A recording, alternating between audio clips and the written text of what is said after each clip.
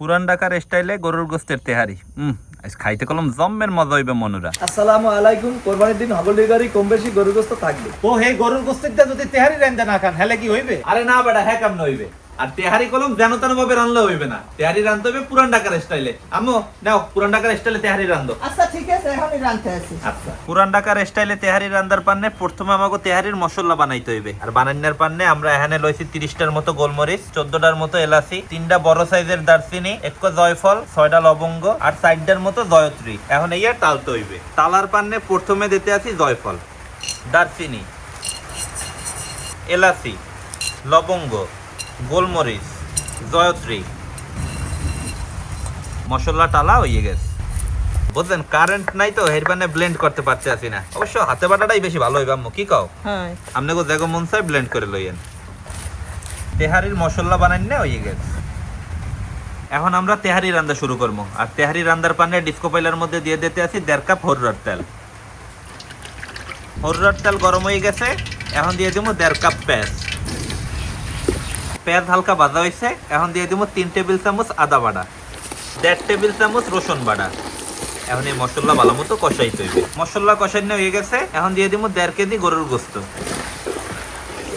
প্রথমে যে তেহারির মশলা বানাই থইছিলাম সেই এখন দিয়ে দিব। এখন এই গরুর গোস্ত ভালো মতো কষাইতে হইবে। প্রায় 5 মিনিটের মতো গরুর গোস্ত কষানো হয়ে গেছে, এখন দিয়ে দিব কাঁচামরিচ। এখানে কলম 12টার মতো কাঁচামরিচ আছে, 3 টেবিল চামচ টক দই, 1.5 টেবিল চামচ নুন। এখন এই ডিস্কো পাইলা হরাই দিয়ে ডাইকা থইতে হইবে। একটু পর পর কলম হরা উচকাইয়া লাড়া দিতে হইবে। পুরা প্রায় টাইনে গেছে, এখন একটু গরম পানি দিয়ে দেবো। প্রায় 45 মিনিটের মতো হয়ে গেছে। তাই দেখছেন গোস্তের মধ্যে দিয়ে কলম তেল আলাদা হয়ে গেছে। এখন এই গোস্ত উপরুটাই থইতে হইবে। এখন এই মশলার মধ্যে দিয়ে দইয়া থোয়া 1.5 কেজির চেয়ে একটু বেশি চিনি গুঁড়া চাউল।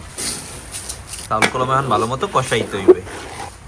মশলার লগে চাউল কষানো হয়ে গেছে, এখন যতটুকু চাউল লইছি তার ডাবল গরম পানি দিয়ে দেবো।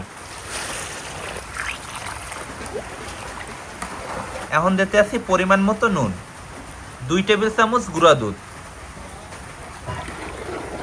এখন ডিস্কো পাইলা হরাই দিয়ে ডাইকা থুমো। তাই দেখছেন পানি কলম এককালে টাইনে গেছে। এখন দিয়ে দেবো কয়টা কাঁচামরিচ। আরো প্রায় 1 মিনিটের মতো ডাইকা রাখা হয়েছে। আম্মান হরাটা উস্কাই গোস্ত দিয়ে দাও। এই তো উঠেইতেছি বেটা। পুরান ঢাকার স্টাইলে প্রায় তেহারি রান্না হয়ে গেছে। এখন 10 মিনিট দমে রাখতে হইবে।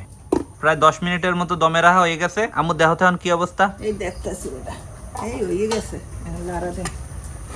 পুরান ঢাকার স্টাইলে তেহারি দেখে তো মনে হইতেছে আম্মু এদিকে সেই মজা হইবে। হয় বেটা, সেই মজাই হইবে।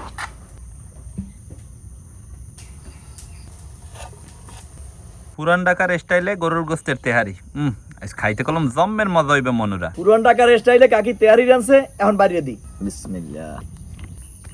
লিটন ভাই আমার বানাইনে রায়তা আমি দিয়ে দেই। আচ্ছা দাও। বিসমিল্লাহ। রায়তা দিয়া পুরান ঢাকার স্টাইলের তেহারি। লিটন ভাই হ্যাঁ ভাই, কি মনে হয় কেমন হইবে? সেই রকমের হবে। গল ভাই কি কাও? ইনশাআল্লাহ সেরকম হবে। লিটন ভাই যে এত মজার খান সামনে থেকে বই থাকি ঠিক হইতে আছে? না, ঠিক হয় না। তা ঠিক না হলে খাওয়া শুরু করো ভাই। আচ্ছা ঠিক আছে। বিসমিল্লাহ। বিসমিল্লাহ।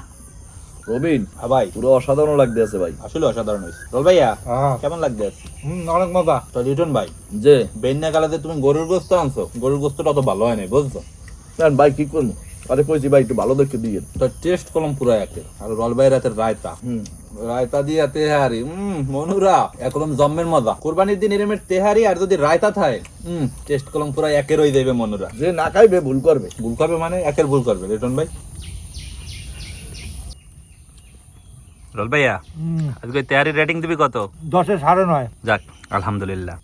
লিটন ভাই যে তুমি কত দেবা? আমি তুমি 10-এর 9, কারণ কি গোস্তটা একটু শক্ত। আর আমি যদি রেটিং দেই আমিও দেবো 10-এর মধ্যে 9.5। টেস্ট পুরো পারফেক্ট, তাই গোস্তটার কারণে 0.5 কাটা গেছে। তো এই ঈদে আপনারাও চাইলে কলম বাড়তে পাইয়া এরমের পুরান ঢাকার স্টাইলে তেহারি রান্ধে খাইতে পারেন। আর টেস্ট কলম দারুন। আশা করতেছি আজকে আমাকে ভিডিওটা আপনাকে সকলের দ্বারাই ভালো লাগবে। সবাই ভালো থাকেন। আসসালামু আলাইকুম।